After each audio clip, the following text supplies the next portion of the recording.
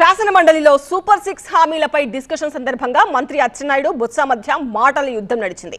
Super 6 హామీలు, పులివెందులలో జెడ్పీటీసీల ఎన్నికలపై ఒకరిపై ఒకరు విమర్శలు చేసుకున్నారు.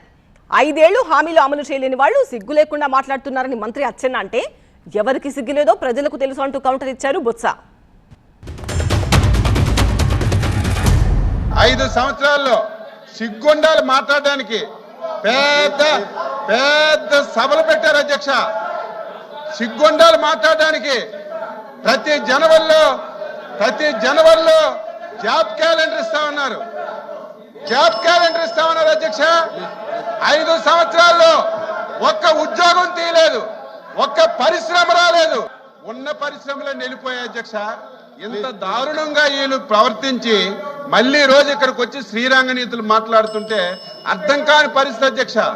ఎవరూ ఊహించిన విధంగా సూపర్ 6 అమలు చేశాం.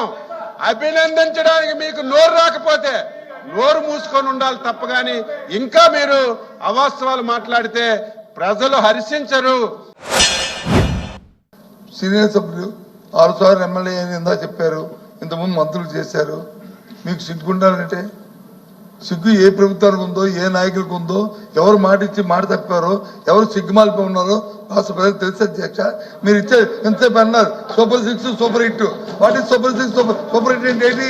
6 పథకాలు చేసిన తర్వాత అప్పుడు సక్సెస్. ఇంకా 3 కార్యక్రమాలు చేయాలి కదా అధ్యక్ష. Super 6 super hit. సామాన్యుడికి అంత జ్ఞానం లేదు అధ్యక్ష. రాష్ట్ర ప్రజలు అంత చెవులో పోటీగా ఉన్నారు అందరూ, ప్రజలందరూ. చెప్పండి అధ్యక్ష.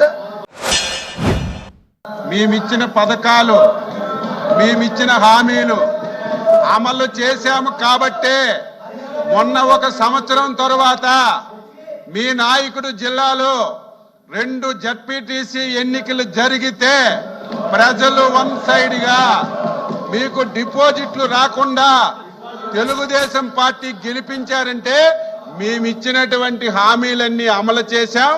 ప్రజలు హ్యాపీగా ఉన్నారు కాబట్టే ఆ రిజల్ట్ వచ్చిందని కూడా గ్రహించాలి. 2 వచ్చి జడ్పీటీసీ గెలిచామంటారు. 2 ఏంటిది? ఎందుకంటే కూర్చోండి. ఎందుకు స్థానం కోల్పోతారు? ఎందుకు వాస్తవాన్ని జీర్ణించుకోలేకపోతున్నారు? ఏంటి అంటున్నారు అధ్యక్ష.